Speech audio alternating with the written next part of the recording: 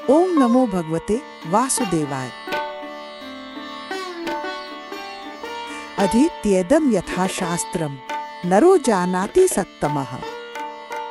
धर्मोपदेश विख्यातम कार्याकार्यम शुभाशुभम। जो पुरुष शास्त्र का यथावत अध्ययन करता है वो श्रेष्ठ मनुष्य धर्मोपदेश से प्रसिद्ध कर्तव्य, अकर्तव्य, शुभ और अशुभ को जानता है।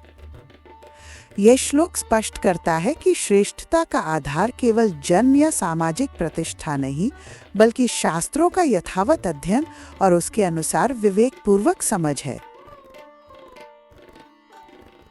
यथा शास्त्रम अधीत्य का तात्पर्य है कि मनुष्य को शास्त्र के प्रत्येक सूक्ष्म पक्ष को विधि पूर्वक गुरु के मार्गदर्शन में अभ्यास पूर्वक समझना चाहिए।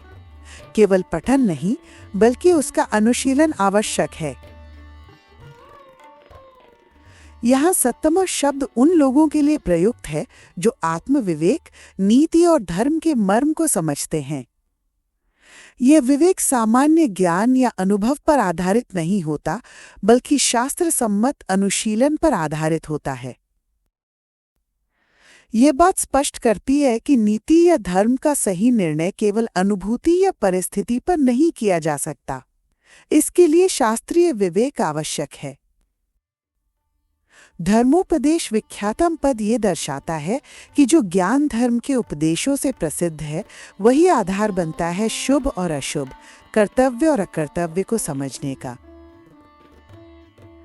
धर्म यहाँ किसी संकीर्ण धार्मिक मतवाद का प्रतिनिधित्व नहीं करता, बल्कि व्यापक रूप से उस आचार संहिता का द्योतक है जो लोक कल्याण, न्याय और सामाजिक संतुलन के लिए आवश्यक है। अकार्य वे हैं जो न केवल वर्जनीय हैं, बल्कि लोक और आत्म विकास के लिए भी बाधक हैं।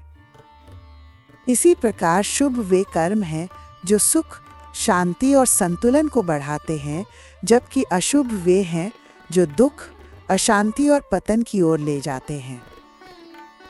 श्लोक ये संकेत देता है कि केवल सतही नैतिकता या भावनात्मक निर्णयों से धर्म अधर्म, शुभ अशुभ का आकलन नहीं किया जा सकता।